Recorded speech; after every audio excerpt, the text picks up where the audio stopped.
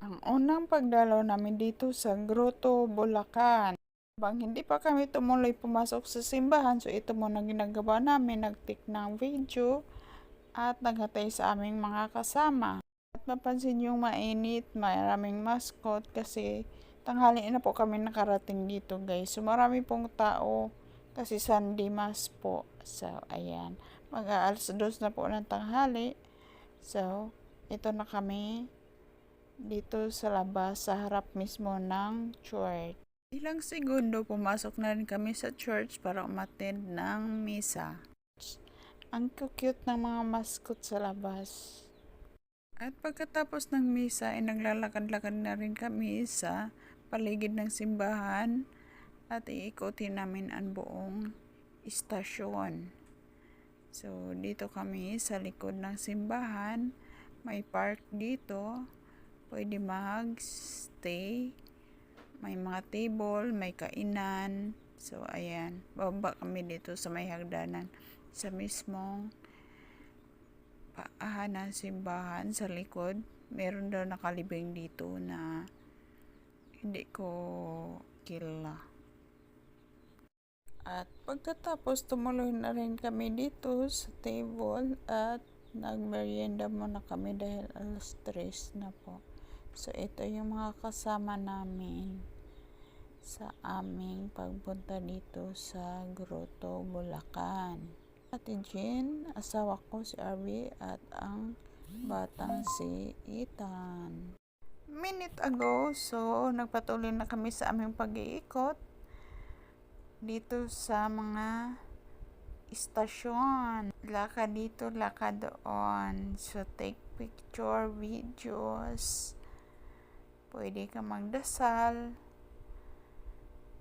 Yan, tuloy na kami dito sa may hagdanan. So i-fast forward muna natin guys kay mahaba ang video. So mga kasama ko nasa unahan na sila guys. Maupawi ang pagod mo pag nakarating ka dito.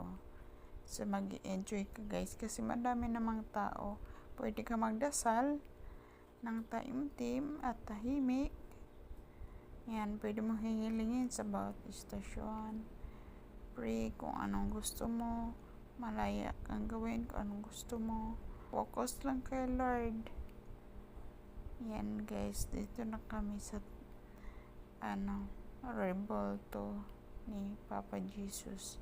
So ito ako guys, video tsaka yung asawa ko. Yung mga kasama ko na una sila, andun na sila sa taas. Yan, dito muna kami ni hubby ko. So mag-enjoy muna kami. Susulitin namin yung mga ilang oras para hindi naman sayang yung pagpunta namin dalawa. Habang kinukuhanan ko sila ng video, so nag-isnabay muna kami dito ng ilang segundo. At pagkatapos tumuloy na rin kami sa ibang istasyon para maikot namin lahat. Pero hindi namin kinayang ikutin lahat dahil wala na pong time.